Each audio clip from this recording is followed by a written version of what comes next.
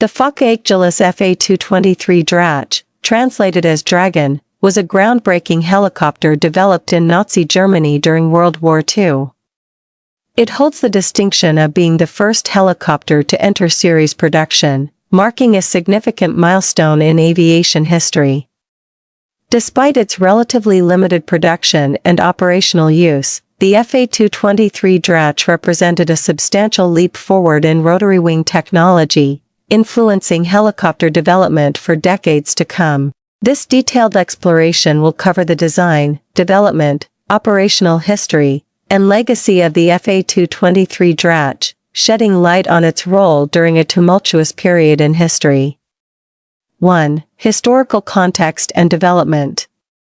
The development of the Fa-223 Drache occurred during a time of rapid technological advancements in aviation. The interwar period saw significant progress in both fixed-wing aircraft and rotary-wing designs. The idea of a helicopter, capable of vertical takeoff and landing, fascinated engineers and military strategists alike. This capability offered the potential for unprecedented flexibility in reconnaissance, transport, and rescue operations, particularly in difficult or inaccessible terrain. 1.1 Early rotary-wing experiments.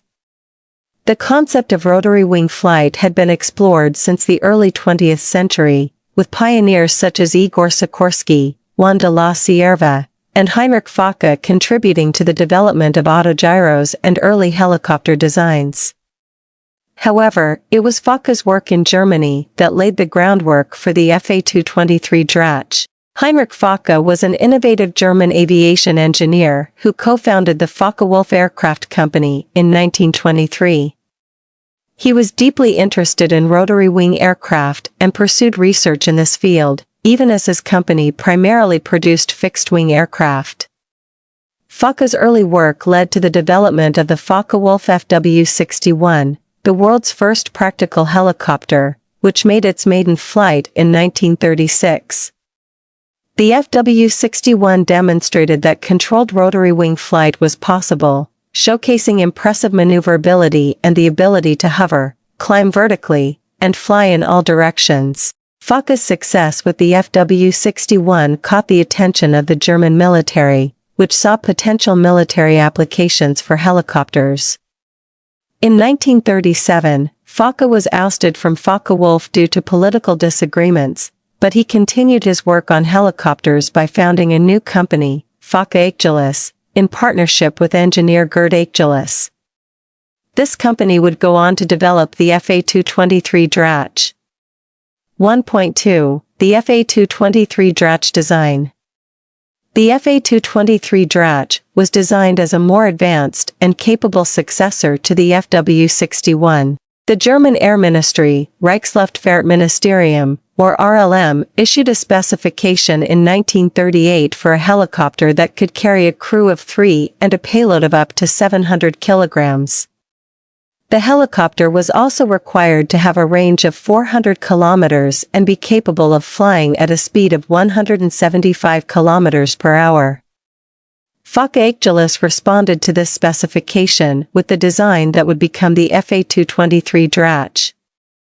The Fa-223 was a twin-rotor helicopter, featuring 2 rotors mounted on outriggers extending from the central fuselage. This configuration, known as a transverse rotor layout, was chosen to eliminate the need for a tail rotor, which is typically required in single-rotor helicopters to counteract the torque generated by the main rotor. The transverse rotor layout allowed the Fa-223 to be more stable and easier to control, especially in forward flight. The fuselage of the Fa-223 was of a tubular steel construction, covered with fabric. The helicopter was powered by a single 1,000 horsepower Bramo 323 radial engine, which was mounted in the center of the fuselage and connected to the rotors via a complex transmission system. The cockpit was located at the front of the fuselage and featured large windows for excellent visibility. The Fa-223 had a tricycle landing gear arrangement, with 2 main wheels and a tailwheel, which allowed it to take off and land on rough terrain. One of the most remarkable aspects of the FA-223's design was its versatility. The helicopter was designed to perform a wide range of missions, including transport, reconnaissance, and rescue operations. It could be equipped with various specialized equipment, such as a winch for lifting cargo or personnel, a camera for aerial reconnaissance, and even a machine gun for self-defense. 2. Production and operational history. 2.1. Initial prototypes and testing. The first prototype of the FA-223, designated V-1, made its maiden flight on August 3, 1940. The flight was successful, demonstrating the helicopter's ability to take off vertically, hover, and perform basic maneuvers. However, the prototype was lost in an accident later that year, prompting the construction of additional prototypes for further testing. Several prototypes followed, each incorporating improvements based on the lessons learned from previous flights. The FA-223 underwent extensive testing throughout 1941 and 1942, with pilots praising its handling characteristics and versatility. The helicopter proved capable of carrying heavy loads, making it ideal for transport and rescue missions. Despite the promising results, the FA-223's development was hampered by the ongoing war. Resources were scarce, and the German military prioritized the production of conventional aircraft over experimental designs like the FA-223. Additionally, Allied bombing raids on German factories disrupted production efforts, further delaying the helicopter's introduction into service. 2.2. Series production. In 1942, the German Air Ministry ordered Fokker to begin series production of the FA-223. However, the company faced significant challenges in scaling up production. The factory in Loffium, where the FA-223 was being built, was heavily bombed by the Allies in 1942, causing extensive damage and halting production for several months. Despite these setbacks, Fokker managed to produce a small number of FA-223 helicopters, with estimates ranging from 10 to 20 units being completed by the end of the war. The FA-223 helicopters that were produced saw limited operational use. They were primarily employed in transport and rescue missions, where their ability to operate in difficult terrain proved invaluable. One of the most notable missions involving the FA-223 took place in 1944, when a Drache was used to rescue the crew of a downed FW-200 Condor aircraft from a remote location in Norway. The helicopter successfully completed the mission, demonstrating its potential as a rescue platform. The FA-223 was also used in several reconnaissance missions, where its ability to hover and fly at low altitudes allowed it to gather valuable intelligence. However, the helicopter's limited production and the worsening war situation prevented it from making a significant impact on the overall conflict. The end of the war and post-war legacy. Capture and evaluation by Allied forces. As the war drew to a close and Germany faced defeat, many FL-282 helicopters were either destroyed or captured by Allied forces. The Allies, particularly the United States and the Soviet Union, were keenly interested in the Colibri and other German rotary-wing aircraft, recognizing their potential for post-war aviation development. Several FL-282s were shipped to the United States and the Soviet Union for evaluation. These helicopters were studied in detail, with engineers examining their design and performance characteristics. The insights gained from these evaluations would go on to influence the development of early post-war helicopters in both countries. Influence on post-war helicopter development. The FL-282 Colibri, along with other German helicopter designs such as the Fokker FA-223, had a significant impact on post-war helicopter development. The intermeshing rotor system, in particular, was a key area of interest, and it influenced the design of later helicopters in both the United States and the Soviet Union. In the United States, companies such as Sikorsky and Bell used knowledge gained from the FL-282 and other captured helicopters to advance their own designs. The success of the Sikorsky R-4, the world's first mass-produced helicopter, owed much to the lessons learned from German rotary-wing aircraft. In the Soviet Union, the captured FL-282s were used to advance the development of the Yakovlev and Kamov helicopter programs. Kamov, in particular, adopted the coaxial rotor system for which it would later become famous, drawing inspiration from the intermeshing rotor designs of the FL-282. The FL-282's place in aviation history. The Flettner FL-282 Colibri occupies a unique place in aviation history as one of the first helicopters to be used operationally in warfare. Although its production numbers were limited and it did not have a decisive impact on the outcome of World War II, the Colibri's innovative design and successful deployment demonstrated the potential of rotary-wing aircraft for military use. The FL-282's legacy can be seen in the subsequent development of military helicopters, which have become an indispensable part of modern armed forces around the world. The helicopter's ability to perform vertical takeoffs and landings, hover in place, and operate from confined spaces has made it an invaluable asset for a wide range of military operations, from reconnaissance and logistics to search and rescue and close air support.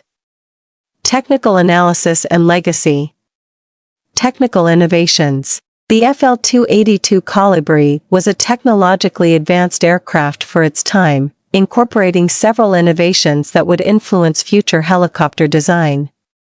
The intermeshing rotor system, in particular, was a significant advancement in rotary-wing technology. By eliminating the need for a tail rotor, the intermeshing rotors reduced mechanical complexity and improved the helicopter's overall stability and maneuverability. Another notable feature of the FL-282 was its relatively compact and lightweight design. This made the helicopter more agile and easier to transport, which was a crucial factor for its intended roles in reconnaissance and naval operations.